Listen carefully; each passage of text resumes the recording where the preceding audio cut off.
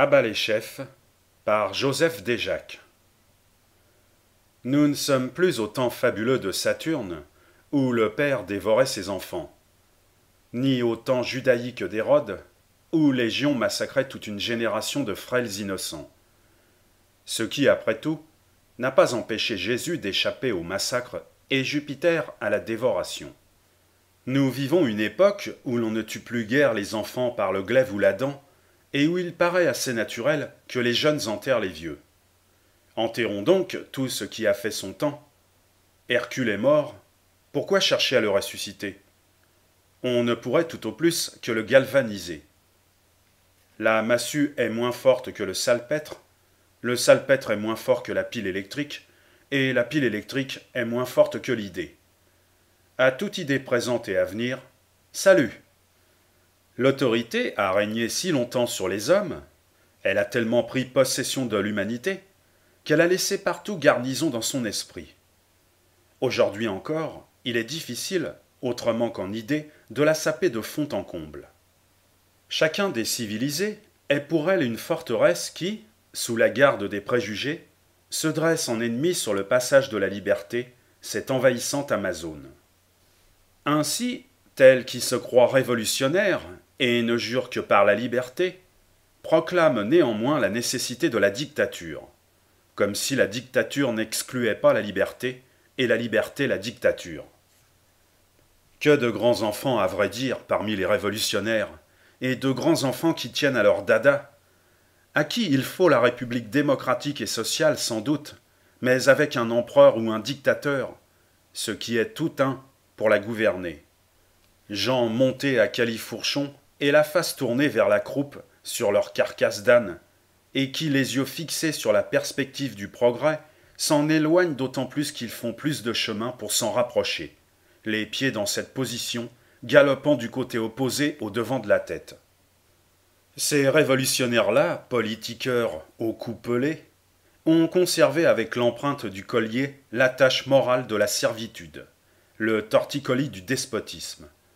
Hélas, ils ne sont que trop nombreux parmi nous. Ils se disent républicains, démocrates et socialistes, et ils n'ont de penchant, et ils n'ont d'amour que pour l'autorité au bras de fer, plus monarchistes en réalité que les monarchiens, qui, à côté d'eux, pourraient presque passer pour des anarchistes. La dictature, qu'elle soit un hydre à 100 têtes ou à 100 queues, qu'elle soit autocratique ou démagogique, ne peut assurément rien pour la liberté. Elle ne peut que perpétuer l'esclavage, au moral comme au physique.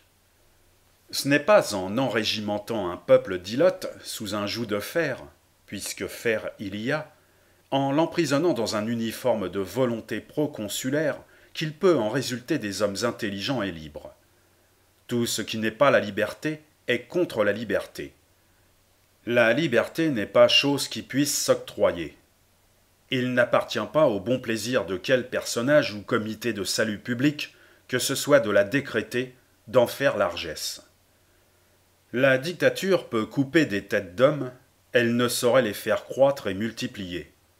Elle peut transformer les intelligences en cadavres, elle ne saurait transformer les cadavres en intelligence.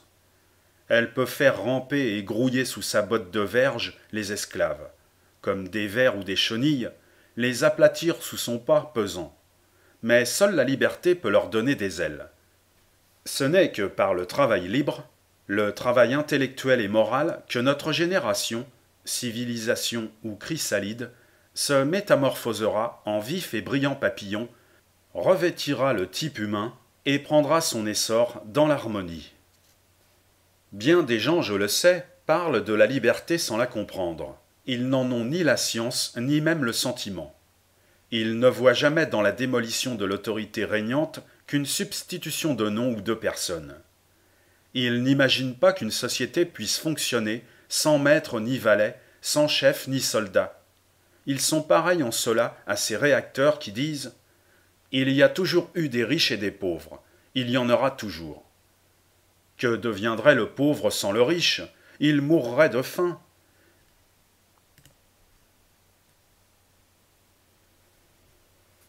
Les démagogues ne disent pas tout à fait cela, mais ils disent Il y a toujours eu des gouvernants et des gouvernés. Il y en aura toujours. Que deviendrait le peuple sans gouvernement? Il croupirait dans l'esclavage. Tous ces antiquaires-là, les rouges et les blancs, sont un peu compères et compagnons. L'anarchie, le libertarisme bouleversent leur misérable entendement. Entendement encombré de préjugés ignares, de niaise vanité, de crétinisme.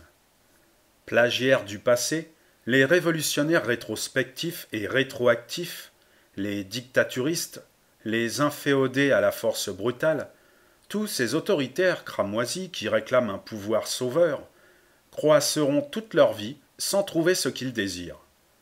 Semblables aux grenouilles qui demandent un roi, on les voit et on les verra toujours changer leur soliveau pour une grue, le gouvernement de juillet pour un gouvernement de février, les massacreurs de Rouen pour les massacreurs de juin, Cavaignac pour Bonaparte, et demain, s'il se peut, Bonaparte par Blanqui. S'il crie un jour « À bas la garde municipale », c'est pour crier l'instant après « Vive la garde mobile ». Ou bien il troque la garde mobile contre la garde impériale, comme il troquerait la garde impériale contre les bataillons révolutionnaires. Sujets ils étaient, sujets ils sont, sujets ils seront. Ils ne savent ni ce qu'ils veulent, ni ce qu'ils font. Ils se plaignent la veille de n'avoir pas l'homme de leur choix, ils se plaignent le lendemain de l'avoir trop. Enfin, à tout moment et à tout propos, ils invoquent l'autorité, au long bec emmanché d'un long cou, et ils trouvent surprenant qu'elle les croque, qu'elle les tue. Qui se dit révolutionnaire et parle de dictature n'est qu'une dupe ou un fripon, un imbécile ou un traître. Imbécile et dupe s'il la préconise comme l'auxiliaire de la révolution sociale, comme un mode de transition du passé au futur, car c'est toujours conjuguer l'autorité à l'indicatif présent. Fripon et traître s'il ne l'envisage que comme un moyen de prendre place au budget et de jouer au mandataire sur tous les modes et dans tous les temps. Combien de nains, certes, qui ne demanderaient pas mieux que d'avoir des échasses officielles, un titre, des appointements, une représentation quelconque pour se tirer de la fondrière où patauge le commun des mortels et se donner des airs de géant. Le commun des mortels sera-t-il toujours assez sot pour fournir un piédestal à ces pygmées? Faudra-t-il toujours s'entendre dire « Mais vous parlez de supprimer les élus du suffrage universel, de jeter par les fenêtres la représentation nationale et démocratique, que mettrez-vous à sa place ?» Car enfin il faut bien quelque chose, il faut bien que quelqu'un commande, un comité de salut public, alors… Vous ne voulez plus d'un empereur, d'un tyran, cela se comprend, mais qui le remplacera? Un dictateur? Car tout le monde ne peut pas se conduire, et il en faut bien un qui se dévoue à gouverner les autres. Eh messieurs, ou citoyens, à quoi bon le supprimer si c'est pour le remplacer? Ce qu'il faut, c'est détruire le mal et non le déplacer. Que m'importe à moi qu'il porte tel nom ou tel autre, qu'il soit ici ou là, si, sous ce masque et sous cette allure, il est encore et toujours en travers de mon chemin. On supprime un ennemi, on ne le remplace pas. La dictature, la magistrature souveraine, la monarchie, pour bien dire, car reconnaître que l'autorité qui est le mal peut faire le bien, n'est-ce pas se déclarer monarchiste, sanctionner le despotisme, apostasier la révolution? Si on leur demande, à ces partisans absolus de la force brutale, à ces prôneurs de l'autorité démagogique et obligatoire, comment ils l'exerceront, de quelle manière ils organiseront ce pouvoir fort, les uns vous répondent, comme Feu Marat, qu'ils veulent un dictateur avec les boulets aux pieds et condamné par le peuple à travailler pour le peuple. D'abord, distinguons. Ou ce dictateur agira par la volonté du peuple, et alors il ne sera pas réellement dictateur, ce ne sera qu'une cinquième roue à un carrosse, ou bien il sera réellement dictateur, il aura en main guides et fouets, et il n'agira que d'après son bon plaisir, c'est-à-dire au profit exclusif de sa divine personne. Agir au nom du peuple, c'est agir au nom de tout le monde, n'est-ce pas? Et tout le monde n'est pas scientifiquement, harmoniquement, intelligemment révolutionnaire. Mais j'admets, pour me conformer à la pensée blanquiste par exemple, cette queue du carbonarisme, Cette franc-maçonnerie babébi-bouviste, ces invisibles d'une nouvelle espèce, cette société d'intelligence secrète, qu'il y a peuple et peuple. Le peuple des frères initiés, les disciples du grand architecte populaire, et le peuple où tourbent des profanes. Ces affiliés, ces conspirateurs émérites, s'entendront-ils toujours entre eux?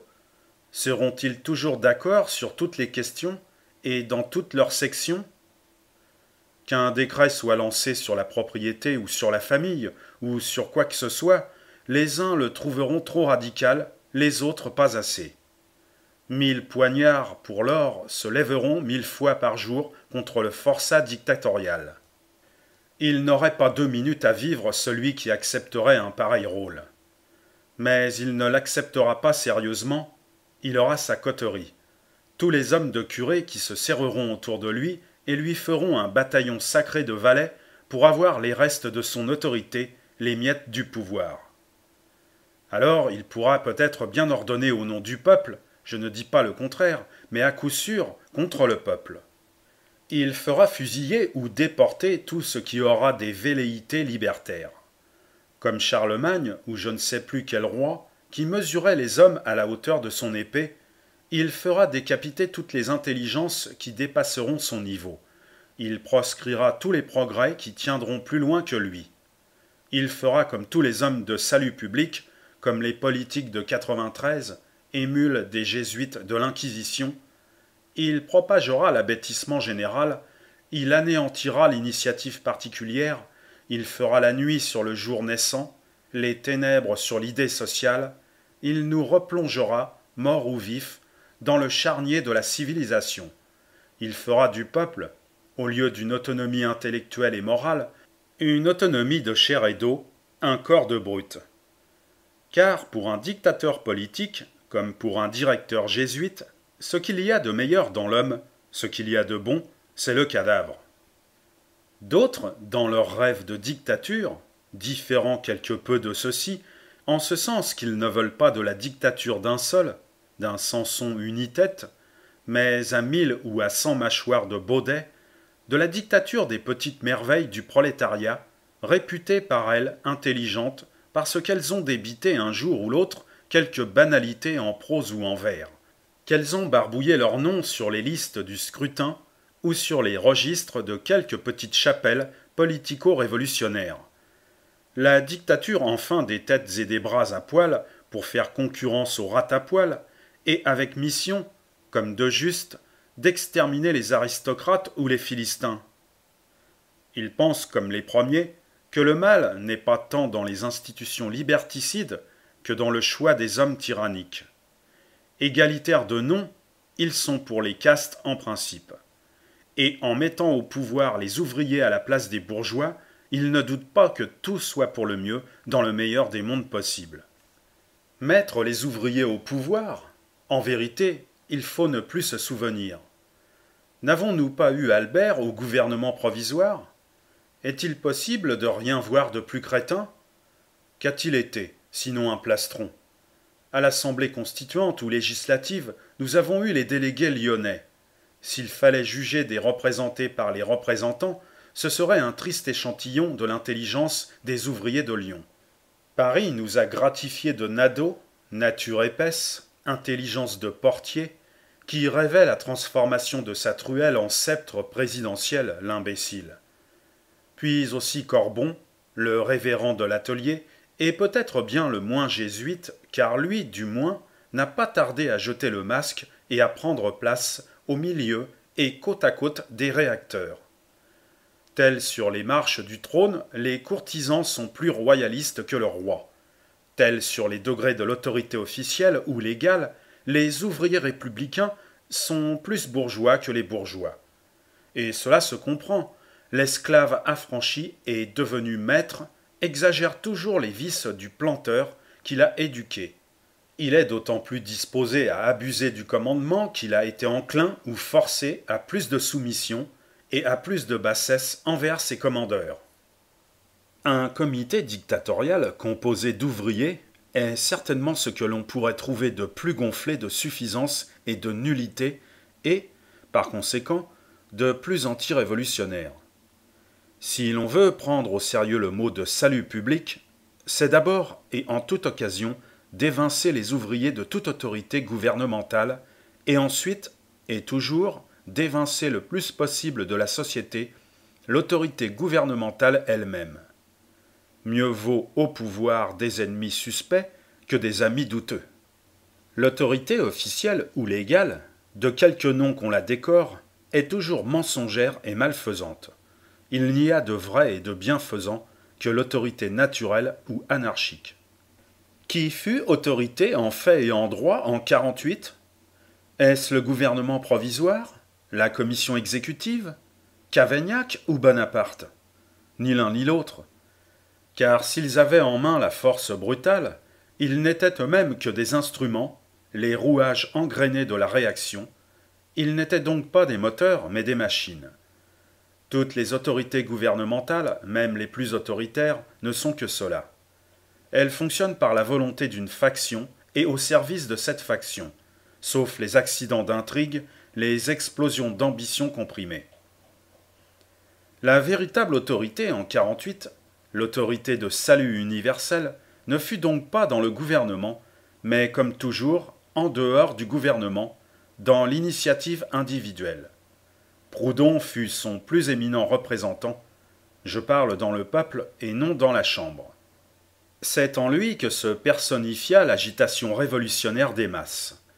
Et pour cette représentation-là, il n'est besoin ni de titre ni de mandat légalisé. Son seul titre, il lui venait de son travail. C'était sa science, son génie. Son mandat, il ne le tenait pas des autres, des suffrages arbitraires de la force brute, mais de lui seul, de la conscience et de la spontanéité de sa force intellectuelle. Autorité naturelle et anarchique, il eut toute la part d'influence à laquelle il pouvait prétendre. Et c'est une autorité qui n'a que faire des prétoriens, car elle est la dictature de l'intelligence. Elle échauffe et elle vivifie. Sa mission n'est pas de garrotter ni de raccourcir les hommes, mais de les grandir de toute la hauteur de la tête, mais de les développer de toute la force d'expansion de leur nature mentale. Elle ne produit pas, comme l'autre, des esclaves au nom de la liberté publique, elle détruit l'esclavage au nom de l'autorité privée. Elle ne s'impose pas à la plèbe en se crénelant dans un palais, en se cuirassant de mailles de fer, en chevauchant parmi ses archers, comme les barons féodaux. Elle s'affirme dans le peuple, comme s'affirment des astres dans le firmament, en rayonnant sur ses satellites. Quelle puissance plus grande aurait eu Proudhon étant gouvernant ? Non seulement il n'en aurait pas eu davantage, mais il en aurait eu beaucoup moins, en supposant même qu'il eût pu conserver au pouvoir ses passions révolutionnaires. Sa puissance lui venant du cerveau, tout ce qui aurait été de nature à porter entrave au travail de son cerveau aurait été une attaque à sa puissance. S'il eût été un dictateur botté et éperonné, armé de pied en cap, investi de l'écharpe et de la cocarde suzeraine, il eût perdu à politiquer avec son entourage tout le temps qu'il a employé à socialiser les masses. Il aurait fait de la réaction au lieu de faire de la révolution. Voyez plutôt le châtelain du Luxembourg, Louis Blanc, le mieux intentionné peut-être de tout le gouvernement provisoire, et cependant le plus perfide, celui qui a livré les ouvriers sermonnés aux bourgeois armés, qui a fait comme font tous les prédicateurs en soutane ou à ruban autoritaire, qui a prêché la charité chrétienne aux pauvres afin de sauver le riche. Les titres, les mandats gouvernementaux, ne sont bons que pour les nullités qui, trop lâches pour être quelque chose par elles-mêmes, veulent paraître. Ils n'ont de raison d'être que pour la raison de ces avortons. L'homme fort, l'homme d'intelligence, l'homme qui est tout par le travail et rien par l'intrigue, l'homme qui est le fils de ses œuvres et non le fils de son père, de son oncle ou de n'importe quel patron, n'a rien à démêler avec ses attributions carnavalesques.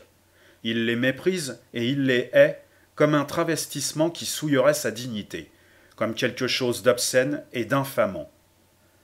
L'homme faible, l'homme ignorant, mais qui a le sentiment de l'humanité, doit les redouter aussi. Il ne lui faut pour cela qu'un peu de bon sens. Car si toute arlequinade est ridicule, de plus elle est odieuse, c'est quand elle porte latte. Tout gouvernement dictatorial, qu'il soit entendu au singulier ou au pluriel, tout pouvoir démagogique, ne pourrait que retarder l'avènement de la révolution sociale en substituant son initiative, quelle qu'elle fût, sa raison omnipotente, sa volonté civique et forcée à l'initiative anarchique, à la volonté raisonnée, à l'autonomie de chacun. La révolution sociale ne peut se faire que par l'organe de tous individuellement. Autrement, elle n'est pas la révolution sociale. Ce qu'il faut donc, ce vers quoi il faut tendre, c'est placer tout le monde et chacun dans la possibilité, c'est-à-dire dans la nécessité d'agir, afin que le mouvement, se communiquant de l'un à l'autre, donne et reçoive l'impulsion du progrès, et en décuple et en centuple ainsi la force. Ce qu'il faut, enfin, c'est autant de dictateurs qu'il y a d'êtres pensants, hommes ou femmes, dans la société, afin de l'agiter, de l'insurger, de la tirer de son inertie, et non un Loyola à bonnet rouge. Un général politique pour discipliner, c'est-à-dire immobiliser les uns et les autres, se poser sur leur poitrine, sur leur cœur, comme un cauchemar, afin d'en étouffer les pulsations, et sur leur front, sur leur cerveau, comme une instruction obligatoire ou catéchismale, afin d'en torturer l'entendement.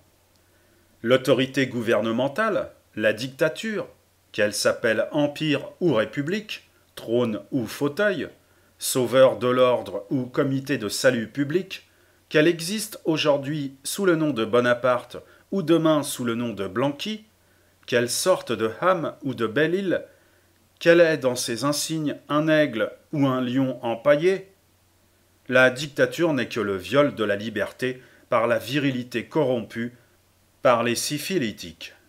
C'est le mal césarien inoculé avec des semences de reproduction dans les organes intellectuels de la génération populaire.